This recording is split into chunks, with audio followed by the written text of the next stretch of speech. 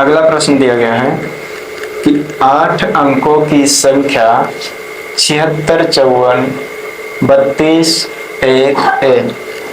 8 अंकों की संख्या 7, 6, 5, 4, 3, 2, 1 1 कह रहा है 9 से विभाज्य है। 8 अंकों की संख्या दी हुई है और कह रहा है कि 9 से विभाज्य है। जहां ए केवल एक अंक की पूर्ण संख्या है।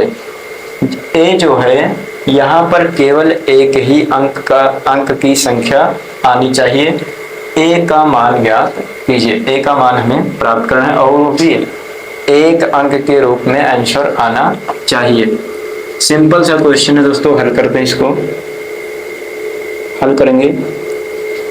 अंक दिया हुआ है 7, 6, 5, 4, 3, 2, 1, 8 1 8 कह रहा है कि ये जो संख्या है 8 अंकों की यह 9 से विभाज्य है और इसमें 8 अंकों की संख्या में जो ए है वह केवल एक अंक की पूर्ण संख्या होनी चाहिए।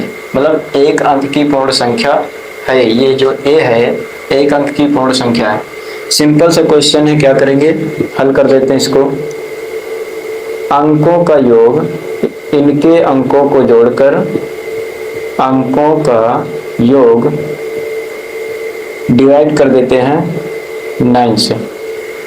इन सभी अंकों को जोड़कर डिवाइड कर देंगे जिससे कह रहा है विभाज्य को, जिससे विभाजित होने पर उसी से हम विभाजित कर देते हैं। अंकों को जब हम जोड़ेंगे तो हो जाएगा 7 + 6 + 5 + 4 + 3 + 2 + 1 + 8/9। जोड़ते हैं इसको। जोड़ेंगे 7, 6, 13, 5, 18, 4, 22, 3, 25, 2, 27, 1, 28 28 + 8/9। अब यहाँ पर ध्यान से देखेंगे कि हम 28 में ऐसी कौन सी संख्या जोड़ दें कि ये ऊपर जो संख्या अंश में बने, जोड़ने पर जो संख्या बने वह 9 से विभाज्य हो। अगर हम ए के स्थान पर 8 लिख दें, ए के स्थान पर अगर हम 8 लिख दें, 28 तो है ही है, ए के स्थान पर अगर हम 8 लिख दें तो यह कितना हो जाएगा, 28 8 36, जो कि 9 से पूर्णतः विभाज्य है। 9 चौके 36 अर्थात ए की वैल्यू हमें प्राप्त हुई, ए की वैल्यू प्राप्त हुई 8। ए बराबर प्राप्त हुआ हमें 8 जो कि एक अंक की पूर्ण संख्या है। एक ही अंक है और प्रश्न भी कह रहा है कि केवल ए जो है एक अंक की पूर्ण संख्या है और ए का मान ज्ञात कीजिए। ए का मान हमें प्राप्त हो गया 8।